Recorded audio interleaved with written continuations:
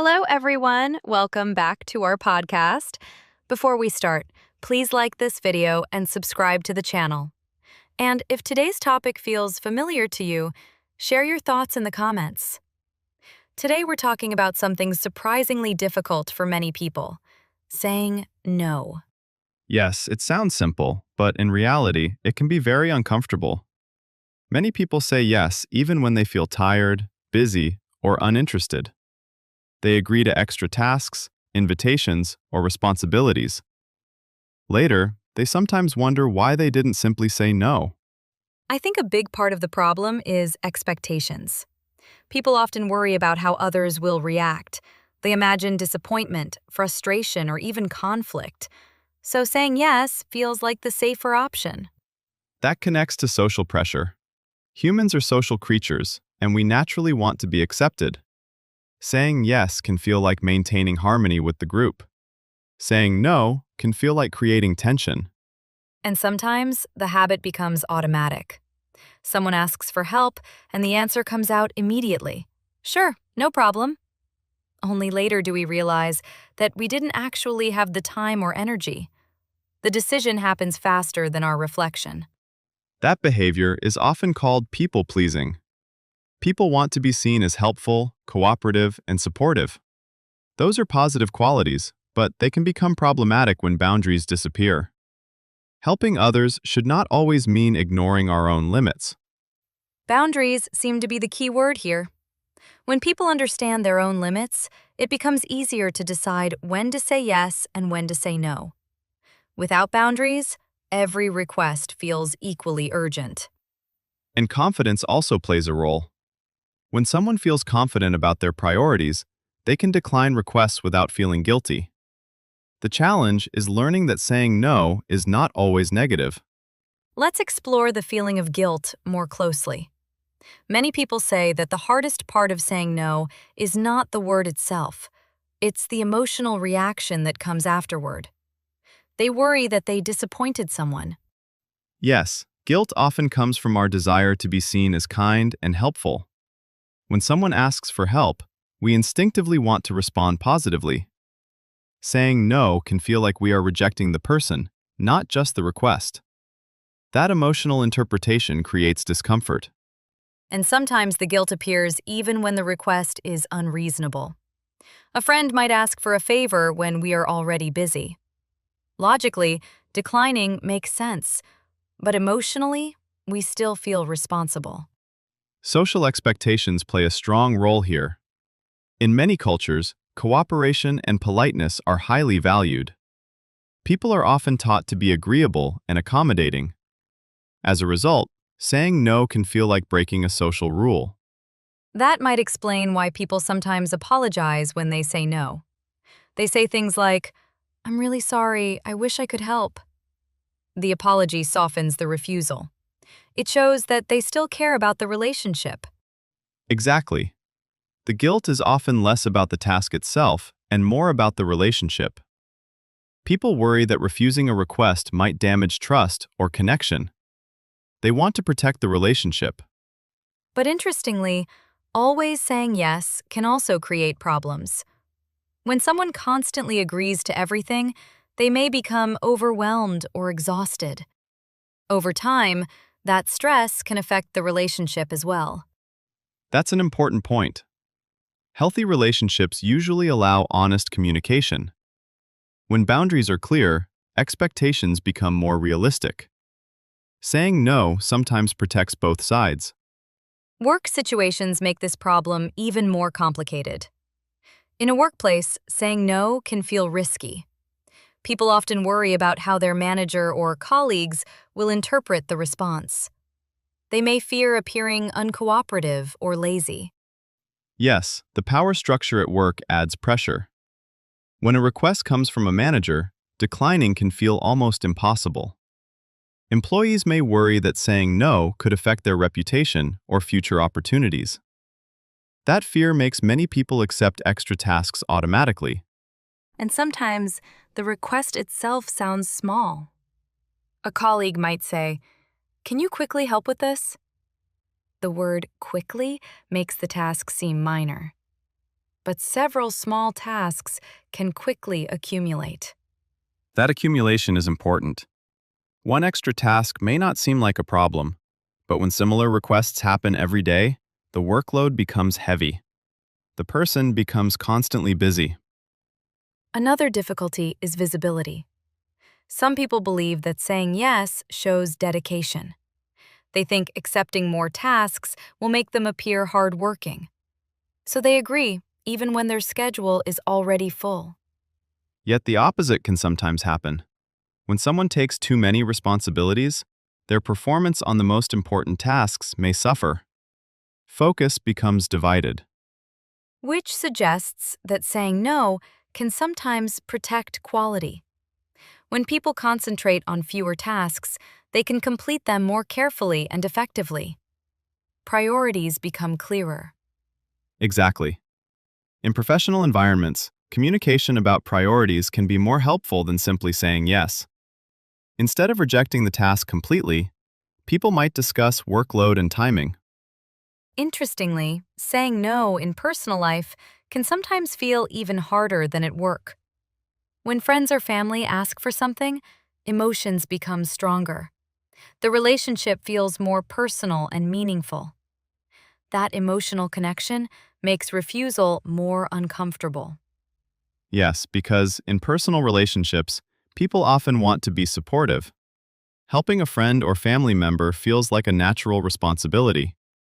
When someone close asks for help, declining can feel almost like betrayal, even if the request is small.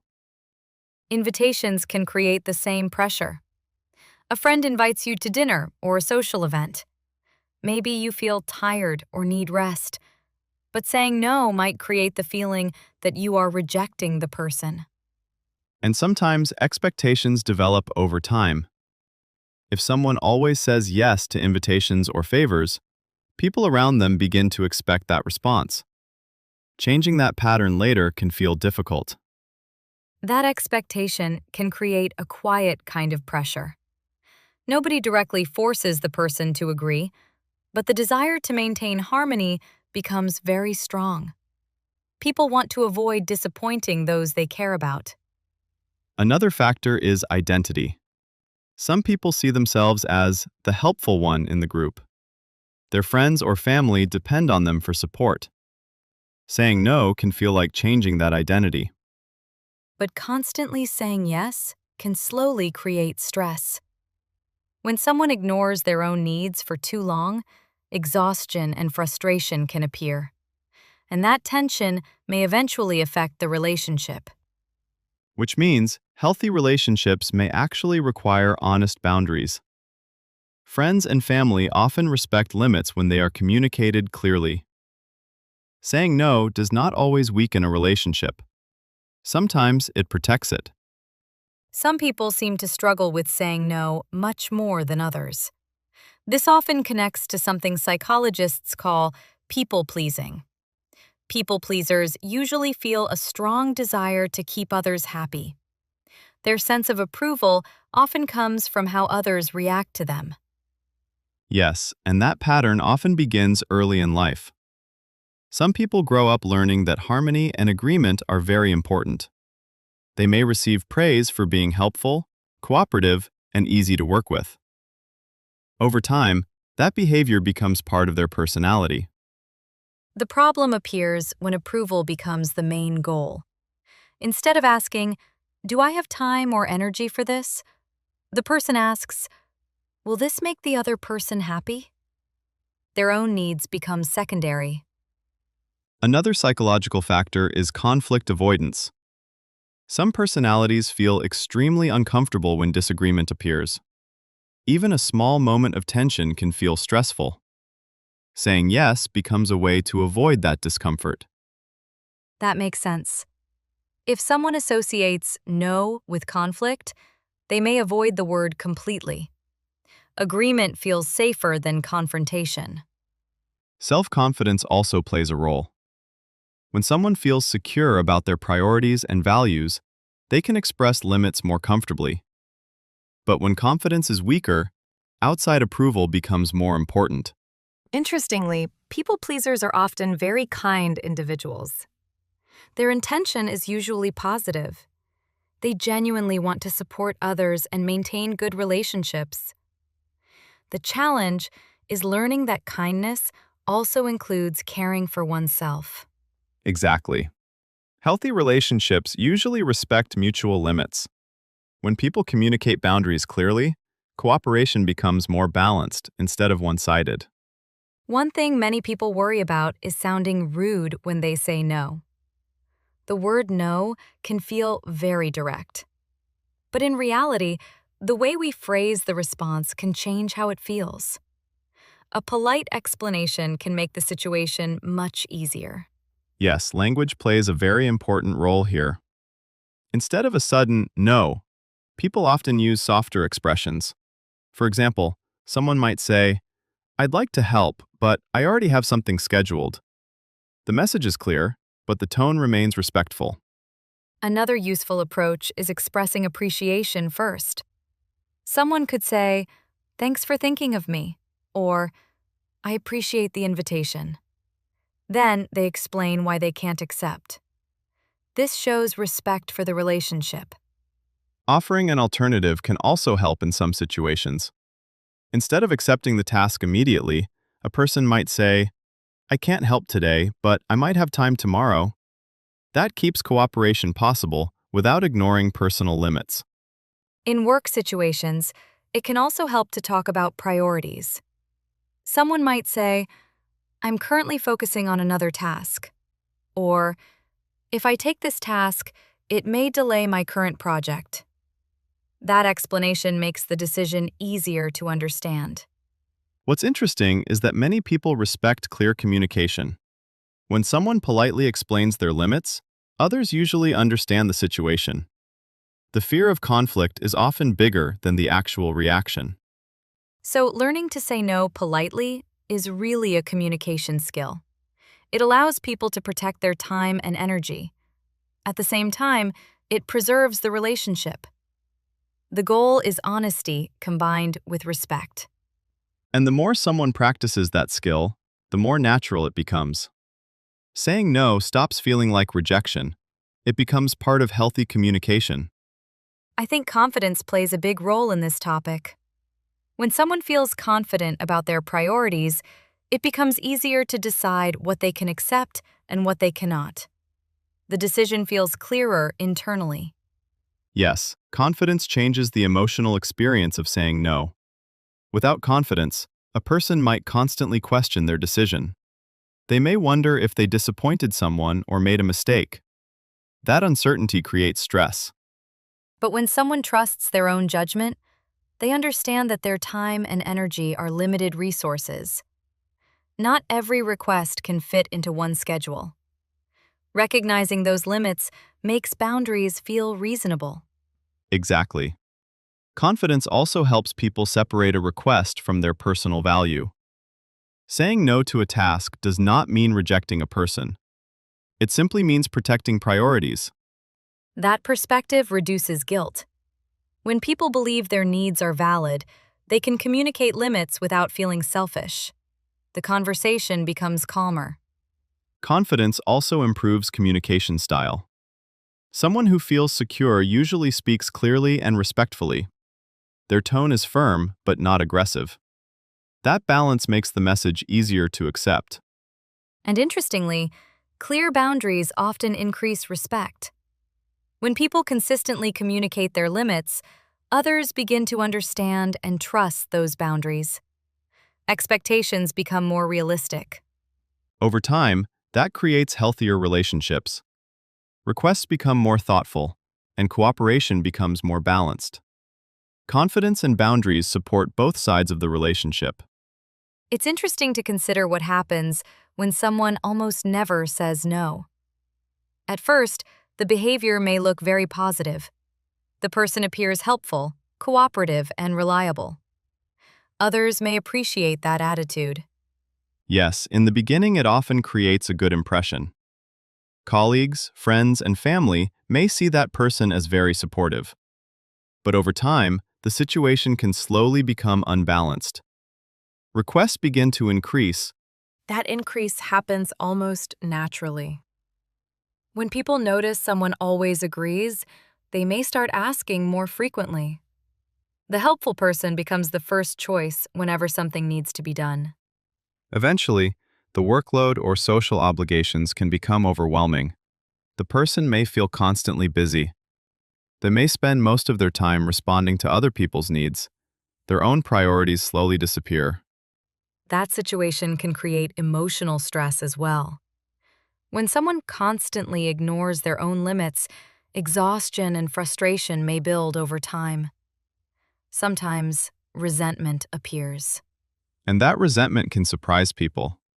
The person who always said yes may suddenly feel angry or tired, not necessarily at one specific request, but at the long pattern of constant agreement. Another long-term effect is loss of personal time. When someone accepts too many responsibilities, they have less space for rest, hobbies, or reflection. Life becomes crowded with obligations. Ironically, constantly saying yes can even affect relationships. If someone becomes exhausted or frustrated, their patience may decrease. Communication becomes more difficult. Which brings us back to the importance of boundaries. Saying no occasionally can actually protect long-term balance. It keeps responsibilities realistic, and it prevents emotional burnout. Exactly. Healthy relationships usually involve mutual respect for limits. When people communicate boundaries clearly, cooperation becomes more sustainable. After discussing all these ideas, I think the most important lesson is balance. Healthy boundaries are not about rejecting people. They are about protecting time, energy, and personal priorities. When those limits are clear, life becomes more stable. Yes, boundaries help organize relationships in a healthy way. Instead of reacting to every request automatically, people make thoughtful decisions about what they can realistically do. That clarity benefits everyone involved. Healthy boundaries also allow space for personal needs, time for rest, hobbies, learning, and reflection. Without that space, people eventually become exhausted. Balance disappears. And interestingly, clear limits often improve relationships. When people communicate honestly about their availability, expectations become more realistic. Cooperation becomes more respectful. So saying no is not always negative. Sometimes it protects the quality of the yes we give later. When people agree to something with real intention, the help becomes more meaningful. In that sense, boundaries are a form of self-respect. They remind us that our time and energy have value. When we respect those limits, others usually learn to respect them as well. If you enjoyed today's discussion, please like this video. And don't forget to subscribe to the channel for more English listening podcasts. We publish conversations about psychology, daily life, and personal growth. Your support helps the channel grow. And we'd love to hear your experience. Do you find it difficult to say no sometimes? Tell us in the comments how you handle these situations. Your ideas might help other listeners too. Thanks for listening today. See you in the next episode. Goodbye. Take care, everyone. See you soon.